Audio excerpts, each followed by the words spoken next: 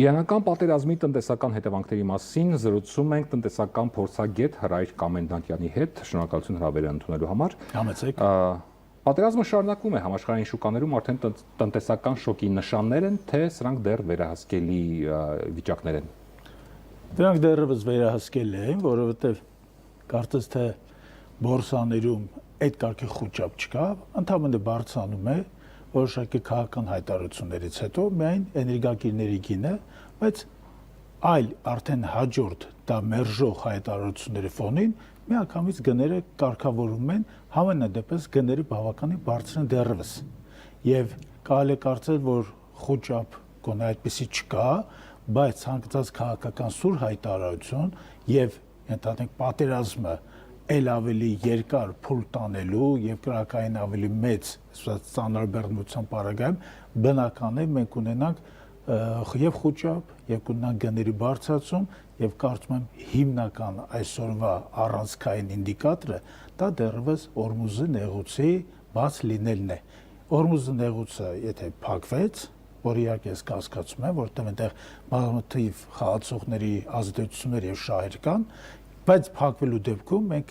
վկա կլինենք ակնկալենք տոտալ փակվելու։ Այո, տոտալ փակվելու, որովհետև ըստ էության փակ է։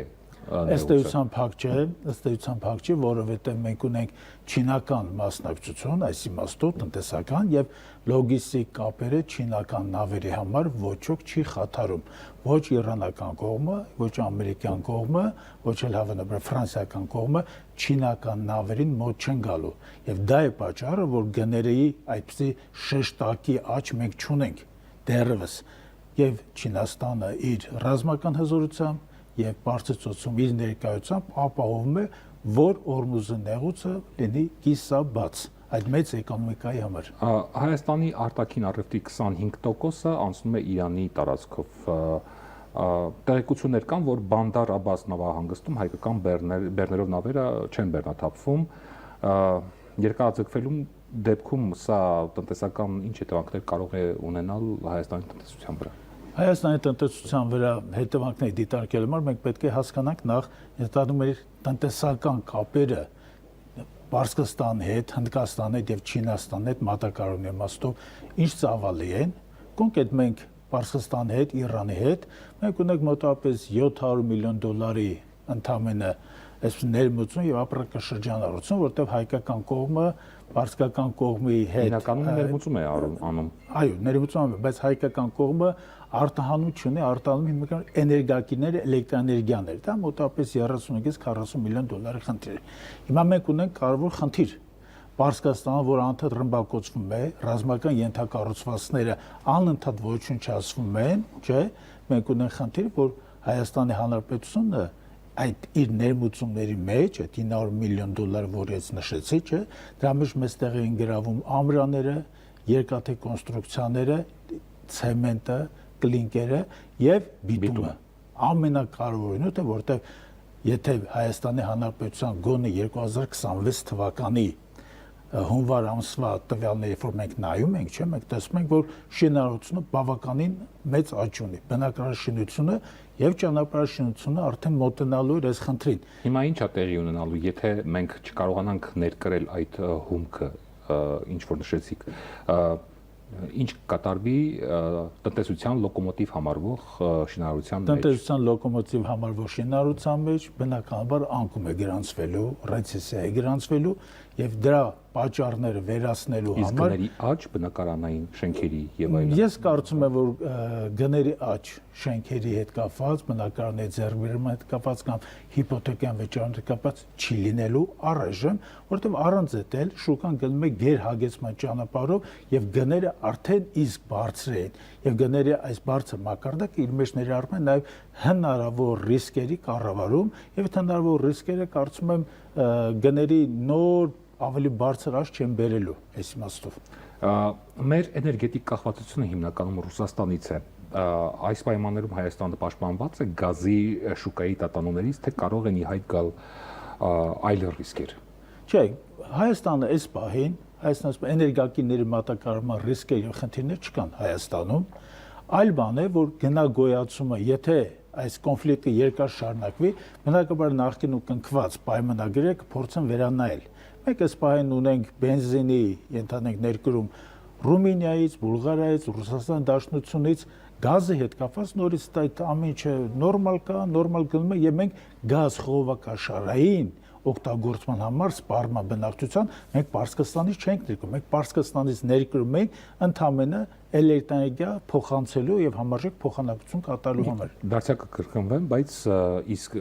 գների աճ չի լինելու այդ դեպքում։ Կարծում եմ գների աճ չի լինի։ Հիմա արդեն կա։ Կա, բայց դա ֆյուչերսային մեկնաբանության պարագայում գների աճ որպես այդպեսին չի լինելու։ Դեռևս մենք 3 ամիս, 4 ամիս, կես տարի առաջ կնքված պայմանագրերի հետ կապված, այսպես ասած, աշխատանքներն ենք իրականացնում։ Հավանաբար, եթե այս կոնֆլիկտը երկարաձգվի, մենք այդ պարագայում հնարավոր է գների որոշակի կոռեկցիաներ։ Տեսեք, որոշ փորձագետներ ասում են, որ Հայաստանում կարող է բարձրանալ հատկապես բենզինի եւ դիզլ վառելիքի գները։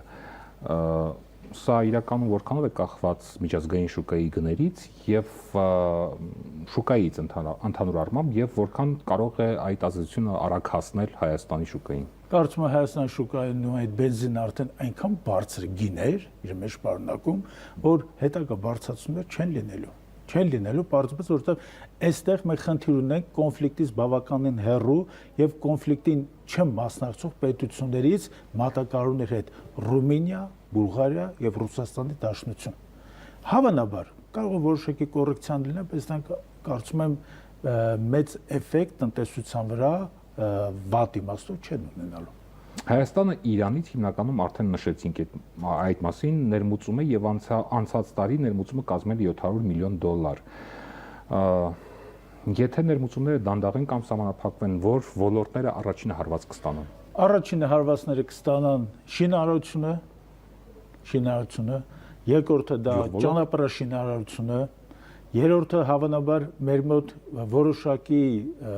հարված կկրի վրա առևտրային կապիտալը պարսկական, որը մեր մոտ կար։ Մոտապես 3000-4000 ձեռնարկություն Պարսկաստանի հետ այդ արտահանումների մեջ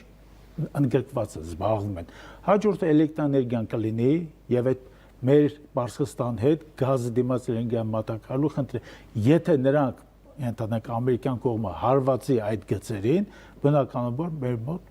իրական ռիսկեր են առաջանալու, իրական դժվարություններ են առաջանալու, հատկապես ջեկերը համալրելու, վառելիքով համալրելու խնդրի հետ կապված։ Իրանը արդեն հայտարարել է որոշ գյուղմթերքների արտահանման արգելքի մասին։ Սա մեր շուկայում կարող է գյուղմթերքի գների աճ դարձյալ արձանագրել եւ որոշ ապրանքների նաեւ պակաս կարող է լինել։ Դեֆիցիտը, որպես այդպեսին բնականաբար հնարավոր առաջանա, որովհետև մենք խնդիր ունենք այստեղ հյուսիս-հարավ այդ մայրուղու վրա հարձակումների ռիսկի հետ։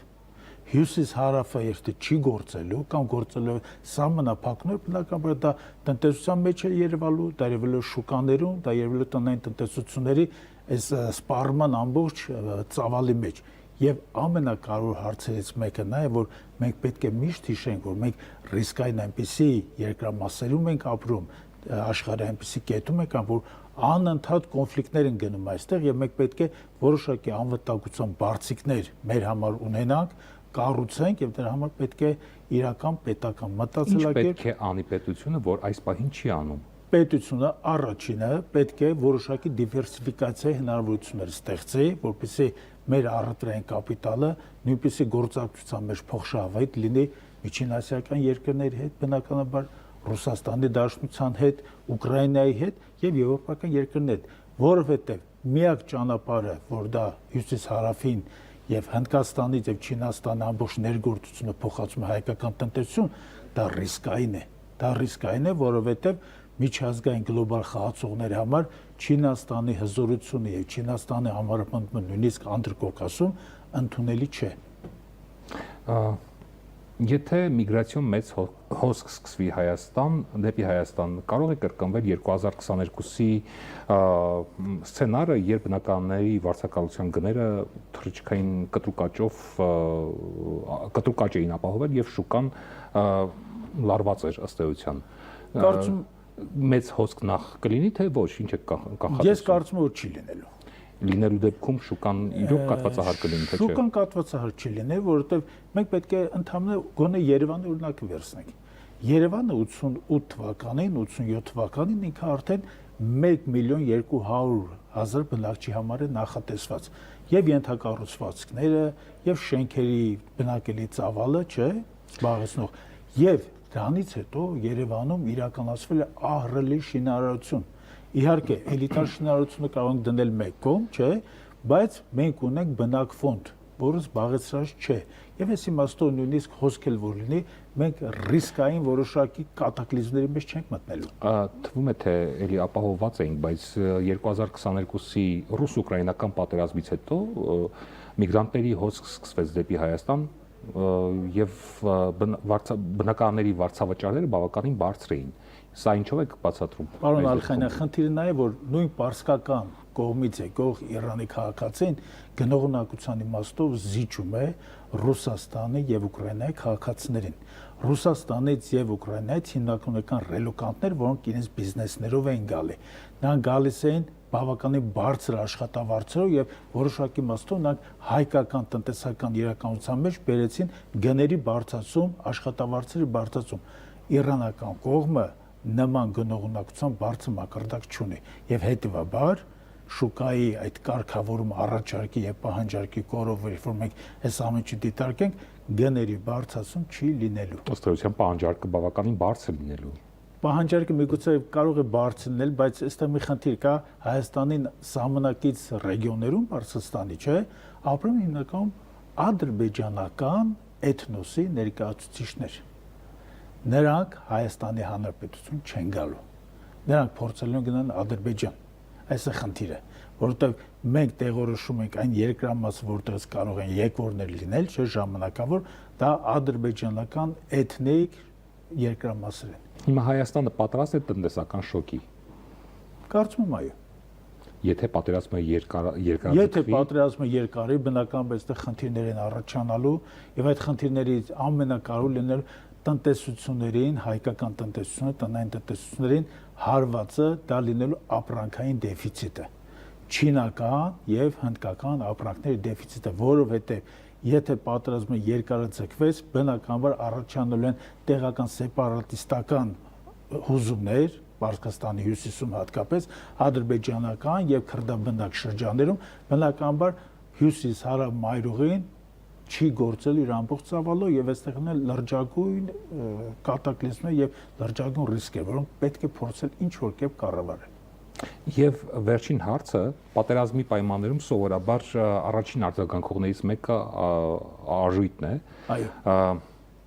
Տատանումները եւ պատերազմը կարող է ազդել նաեւ դրամի կայունության վրա եւ Հայաստանի ֆինանսական շուկաների վրա։ Հայաստանի ֆինանսական շուկաների վրա այդ ռիսկերը մեծ չեն, որովհետև մենք պետք է գնահատենք առավելապես մեր արտահանման եւ ներմուծման հարաբերակցությամբ։ $700 միլիոն տարվա համար դա մեծ թիվ չէ։ Եվ բնականաբար պարսկական կամ իրանական կողմի ցանկացած հուզումներ, նույնիսկ կատակլիզմներ, պետք է մենք ունենանք դրանց մասին գիտակցություն, բայց մենք պետք է նաեւ հասկանանք, որ Պարսկաստանում այդ ֆոնդային աշխատանքը դասական իմաստով կազմակերպված չէ։ Կազմակերպված չէ, ներդ դա նման չէ ընդհանուր Wall Street-ի կամ ընդհանուր Լոնդոնի բիրժաների աշխատանքին, որտեղ ցանկացած աշխարհաքաղաքական ցանցում ինչ որ հետևանքներ բերում։ Պարսկական կողմով դա չկա, դու Պարսկաստանը այն կարգի մեծ երկիր է, որ այդ ցնցումները միջև մեզ կան հասնեն, չէ, բնականաբար նրանք իրենց ուժը կորցնելու են, բնականաբար նրանք գործոն չեն դիտարկվելու։ Շնորհակալություն մեր հարցերին պատասխանելու համար։ Մենք խոսում ենք տնտեսական փորձագետ Հրայր Կամենդատյանի հետ, ցտեսություն։